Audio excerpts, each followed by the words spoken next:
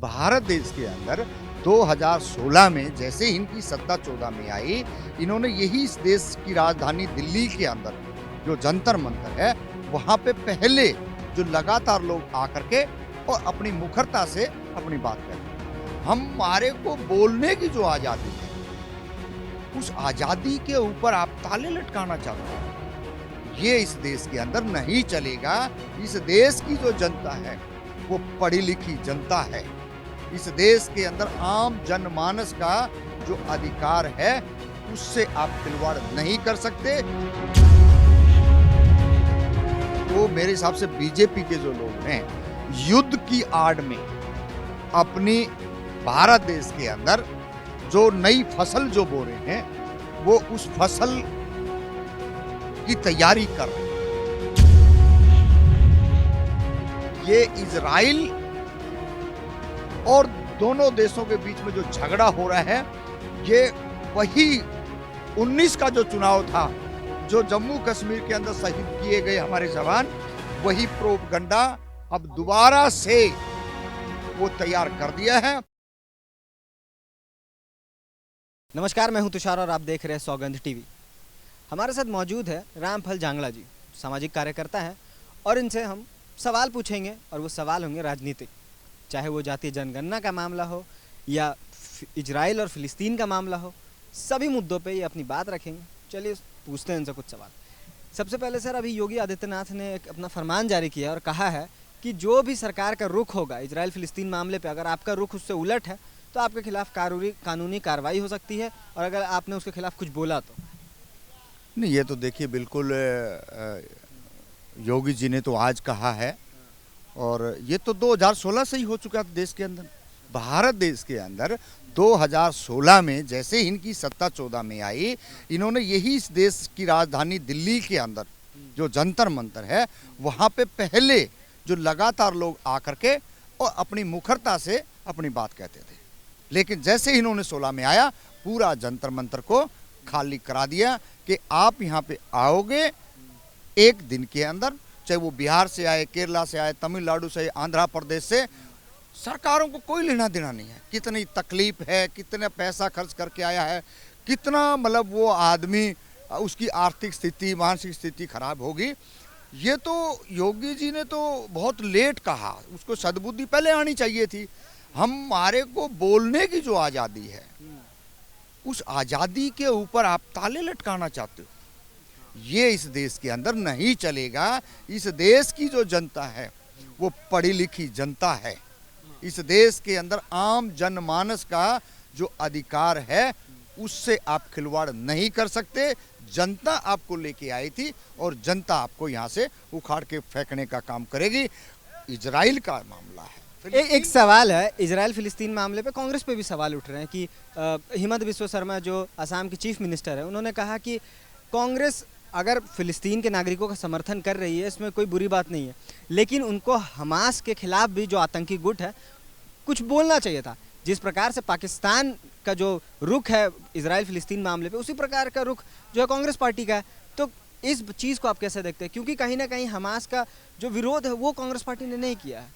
देखिए, कांग्रेस पार्टी की जहाँ तक बात है, कांग्रेस पार्टी न्याय प्रिय पार्टी है और सपोर्ट कमज़ोर का किया जाता है, ताकतवर का नहीं। वो जहाँ खड़े हैं, ये कमज़ोर और ताकतवर की बात नहीं है, सवाल एक आतंकी गुट का समर्थन करने का, उसके खिलाफ बोलने का, तो वो चीज़ तो हो सकती है। ये सर्टिफिकेट बीजेपी वाले देंगे आतंकी है कि नहीं है। हमास तो आतंकी गुट है, उसको यूएनओ से लेके अमेरिका सबने आतंकी गुट बोला। वो इस पे क्या बोल रहे हैं, वो मेरे हिसाब से बीजेपी के जो लोग हैं, युद्ध की आड़ में अपनी भारत देश के अंदर जो नई फसल जो बो रहे हैं, वो उस फसल की तैयारी कर रहे हैं। आपको लगता है चुनाव में इसका फायदा उठाने के लिए इस प्रकार के स्टेटमेंट दिए जा रहे हैं? भरपूर फायदा उठाएंगे। और मैं अभी जंतर मंतर से आया हूं, और इस देश के खबरें तो सुबह चलेंगी, सुबह अखबार में होगा, कुछ प्रिंट मीडिया में, इलेक्ट्रॉनिक मीडिया में चल भी गए होंगे कुछ सवालें, क्योंकि 5 आदमी 7 आदमी आते हैं और कम से कम भी 50 कैमरे देश की राजधानी जंतर मंतर पे और मुश्किल से मुश्किल 7 मिनट के अंदर, 7 मिनट बहुत ज़्यादा है, 7 मिनट के अंदर वो अपना प्रोटेस्ट और उनकी गिरफ्तारियां हो चुकी। ये इजराइल और दोनों देशों के बीच में जो झगड़ा हो रहा है, ये वही 19 का जो चुनाव था, जो जम्मू कश्मीर के अंदर शहीद किए गए हमारे जवान, वही प्रोपगंडा अब दोबारा से वो तैयार कर दिया है। लेकिन ये जनता अब भूली नहीं है वो दिन, 2 लाख नौकरियां भी नहीं भूली है और 15 लाख अकाउंट भी नहीं भूले हैं, कोरोना काल भी नहीं भूले हैं, थाली बजाओ ताली बजाओ भी नहीं भूले हैं। उसके बाद जितने चुनाव हुए, कई चुनाव में तो जैसे किसान आंदोलन हुआ, काफ़ी बड़ा आंदोलन था, सरकार ने अपने जो लॉज जो इम्प्लीमेंट किया था उसको वापस भी ले लिया और कहा जा रहा था कि अब जो उत्तर प्रदेश का जो विधानसभा का चुनाव है, भारतीय जनता पार्टी हार जाएगी, लेकिन बहुमत से फिर से आ जाती है। देखिए ये जितने चालाक लोग हैं ना, आप देखिए 1.5 साल आंदोलन करवाया, 700 लोग शहीद हुए और उसके बाद में जब बिल्कुल पीक आ गया, जब ये पता लग चुका था कि अब चुनाव नज़दीक है, अगर हम आगे बढ़े 2 महीने और आगे बढ़े तो हमारी हालात बद से बदतर हो जाएगी। आपको लगता है जनता इतनी मूर्ख है? टैनी का जो मामला था, थार गाड़ी से किसानों के ऊपर चढ़ाई गई और उसके बाद इस देश के अंदर कितना सब कुछ हुआ, लेकिन ये जो पार्टी है ये हत्यारी पार्टी है और लोगों का दिमाग को जो ना मॉडिफाई कह दे या कुछ उसको वो करके मैनिपुलेट करके ये इस देश के अंदर सत्ता में काबिज हुए हैं। और अब पूरी देश की जनता को पता चल गया ये जुमलेबाज लोग हैं। इनसे तमाम सारी जो चीज़ें हैं, जो आने वाली हमारी युवा पीढ़ी है, जो स्कूल कॉलेजों में पढ़ने थे, आज उनको लाठी चलाना, तलवार चलाना, बम फेंकना, यार इस देश को सीरिया बनाने जा रहे हो क्या आप? सरकारें पहले भी थी देश के अंदर। एक आखिरी सवाल मेरा जातीय जनगणना के मुद्दे पे है। जातीय जनगणना पे कांग्रेस पार्टी जो है, अब शुरुआत हुई थी वो तो बिहार से हुई थी, लेकिन अब कांग्रेस पार्टी इसको बहुत आगे बढ़कर इसको पूरे जोरों शोर से उठा रही है और राहुल गांधी का बयान भी था कि जितने भी विधानसभा हैं हमारे, उनकी सरकारें जहाँ पे भी है वहाँ पे वो जातीय जनगणना करवाएंगे। लेकिन एक सवाल है कि क्या आप जो टिकटें हैं वो उस OBC ST SC उस हिसाब से देंगे? क्या 63% टिकटें जो भी दिए जाएंगे कांग्रेस पार्टी में, वो क्या OBC वर्ग को दिया जाएगा? देखिए बहुत देर के बाद में कांग्रेस के अंदर राहुल गांधी ने बहुत बड़ा स्टेप उठाया है। शायद मैं कहता हूँ जवाहरलाल नेहरू उठाते, इंदिरा गांधी उठाती, राजीव गांधी उठाते, लेकिन उनसे गलतियाँ हुई। अगर ये चीज़ वो शुरू में उठा लेते तो आज हर नागरिक को समानता का अधिकार मिलता, सबको राजनीतिक हिस्सेदारी मिलती, सबको शिक्षा मिलती।